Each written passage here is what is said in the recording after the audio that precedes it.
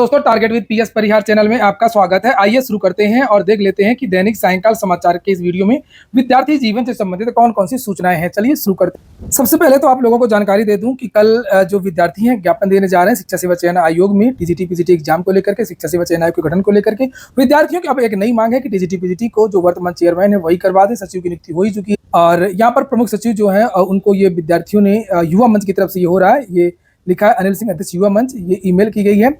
प्रमुख सचिव उच्च शिक्षा उत्तर प्रदेश शासन लखनऊ, सह कार्यवाहक अध्यक्ष उत्तर प्रदेश शिक्षा सेवा चयन आयोग।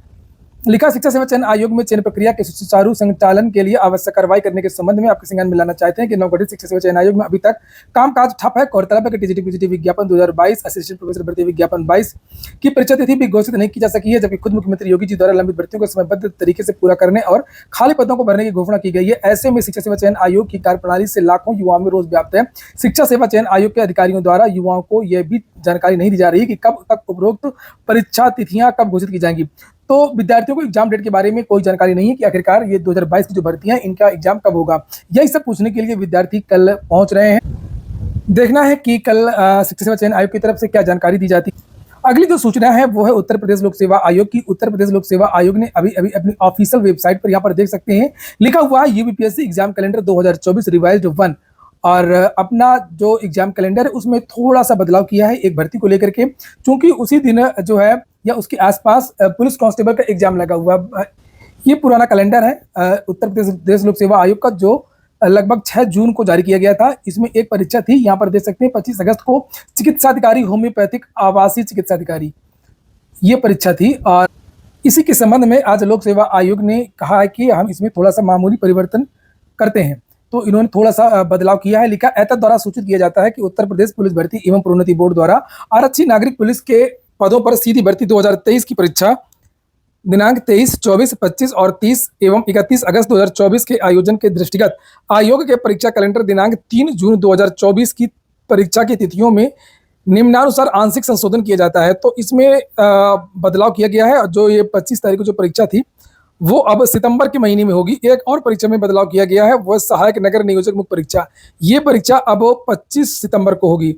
तो यहाँ पर आप इसे देख सकते हैं और इस महीने अब आपकी ये परीक्षा नहीं होगी। इसमें 2-3 प्रकार के पद थे, जैसे लिखा है होम्योपैथिक चिकित्साधिकारी स्क्रीनिंग परीक्षा 2023 और 11/02 तो ये 15 सितंबर को, 11/08 ये परीक्षा होगी द्वितीय सत्र में 15 को, और होम्योपैथिक आवासीय चिकित्साधिकारी स्क्रीनिंग परीक्षा होगी आपकी 11/3 ये 18 सितंबर को, और सहायक नगर नियोजक मुख्य परीक्षा होगी आपकी 25 सितंबर।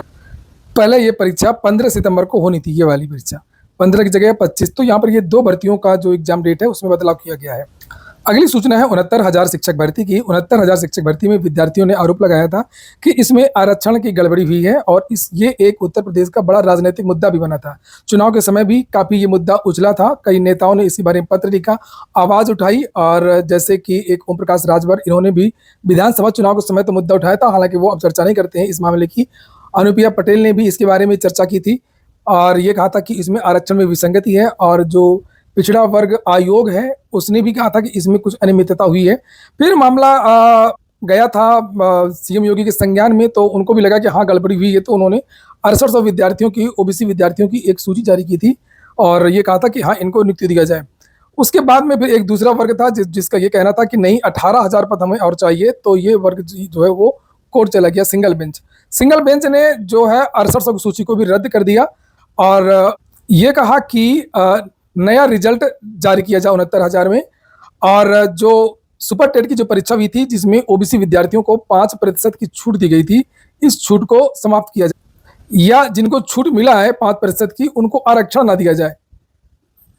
यानी कि कोर्ट का ये कहना था कि ओबीसी की जो विद्यार्थी हैं उनको आरक्षण का दोहरा लाभ मिला है, ऐसा सिंगल कोर्ट का कहना था। चूंकि जो 68,500 की शिक्षक भर्ती हुई थी उसमें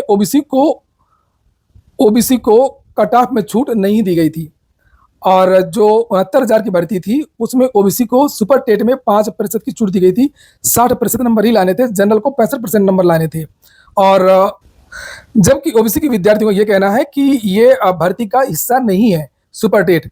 अब भर्ती का हिस्सा नहीं है या नहीं है, जो भी मामला है, इसको इन विद्यार्थियों ने डबल बेंच में चैलेंज किया था और इस वजह से सरकार ने जो है वो सूची जारी नहीं किया, नया रिजल्ट जारी नहीं किया, चूंकि कोर्ट का ये कहना था सिंगल बेंच का कि जिन विद्यार्थियों को आरक्षण का लाभ मिला है और 5% सुपर टेट में इन्होंने फायदा लिया है, उनको आरक्षण ना दिया जाए, उनको बाहर किया जाए कैटेगरी से, और उसकी जगह जो दूसरे विद्यार्थी हैं, ओबीसी एससी के कोई भी विद्यार्थी हैं जिन्होंने जनरल में नंबर लाइन सुपर टेट में, उन विद्यार्थियों को ओवरलैप करवाया जाए। तो अब ये जो मामला है वो काफी लंबी सुनवाई हुई, बहुत सारे आंदोलन हुए, और अब जानकारी निकल करके आ रही है कि हो सकता है कि ये जो ऑर्डर है आने वाले 1 या 2 दिन में सुना दिया जाए। सुनवाई पूरी पहले ही हो चुकी थी, केवल ऑर्डर सुनाना है। और अभी मेरी बात हुई है कुछ लोगों से लखनऊ में, तो ये जानकारी मिली कि कल संभावना है कि ये ऑर्डर आ जाए। अच्छा, इस ऑर्डर का एक और मायने है कि अगर ये ऑर्डर आ जाता है तो जो 68,500 की जो सीट रिक्त हैं, लगभग 23,000 सीट रिक्त, उन पर भर्ती भी होनी है। वो जो सीट रोक करके रखा गया है, जिसके बारे में जो पूर्व बेसिक शिक्षा मंत्री स्वतंत्र प्रभार सतीश चंद्र द्विवेदी जी ने एक पत्र जारी किया था 17,000 पदों के लिए कि हम ये नई भर्ती निकालेंगे, तो उस भर्ती का जो भी रास्ता है वो साफ हो जाएगा। इसी की वजह से जो मामला है वो नई भर्ती का रुका हुआ है। तो जैसे ये भर्ती का मामला क्लियर होगा वैसे ही आपकी जो नई भर्ती है उसका रास्ता साफ हो जाएगा।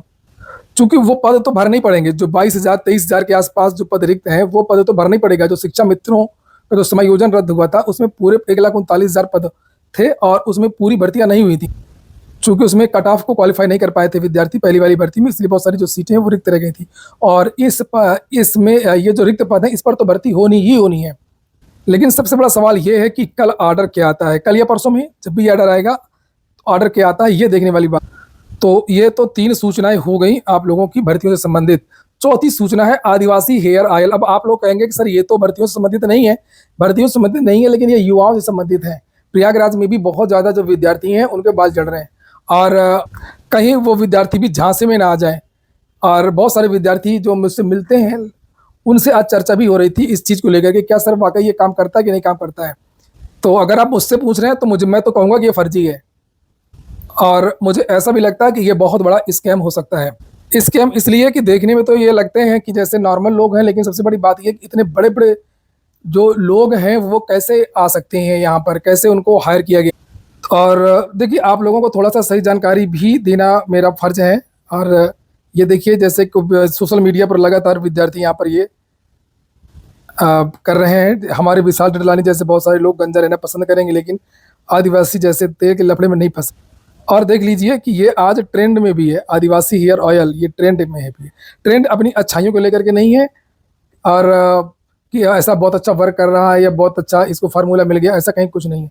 अगर ऐसा होता तो आप देख सकते हैं सोशल मीडिया में क्या चीज़ें चल रही हैं। बहुत सारे ऐसे लोग हैं बड़े बड़े खरबपति अरबपति जो इससे नहा सकते हैं, लेकिन उनके बाल नहीं हैं। ये देखिए ये कोई है वतन का रखवाला आदिवासी हेयर ऑयल का कमाल या स्कैम।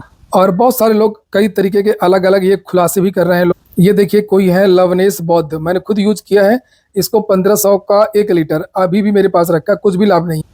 ये देखिए सोशल मीडिया में सबसे बड़ा स्कैम, ये देखिए ये लगातार लोग जो है वो ट्रेंड कर रहे हैं। ये देखिए लगातार, ये देखिए किसी ने लिखा है कि आनंद अंबानी को इसके बारे में जानकारी दे दो तो पूरा आदिवासी को ही खरीद लेगा। विशाल पाल लिख रहे हैं कि जिसने भी आदिवासी तेल का प्रयोग किया है वो बताएं। डीएलएड भावी अध्यापक, सबसे बड़ा स्कैम आदिवासी तेल। प्रयागराज के छात्रों से मैं यही कहूँगा कि ये सब फर्जी है, और मुझे तो फर्जी लगता है, हो ना हो एक अलग बात है, मुझे ये सब बिल्कुल फर्जी लगता है।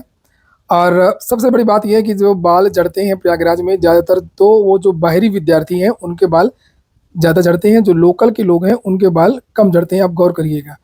स्टूडेंट तो दो चीज़ों में बदलाव करें, एक तो अपनी दिनचर्या में रात में जो ज़्यादातर जगते हैं ये, और दूसरा खान पान में विविधता, खान पान में बदलाव। जो स्टूडेंट्स हैं अपने खान पान में ज़्यादातर एक ही चीज़ें दोपहर में, एक ही चीज़ शाम में रहती हैं, इसलिए उसमें अलग अलग टाइप का खाना खाएं। और ये तो पूरी तरीके से ये केवल ऐड है, केवल प्रचार है, केवल प्रचार है, इसके अलावा कुछ नहीं। पूरा वीडियो सुनने के लिए बहुत बहुत धन्यवाद।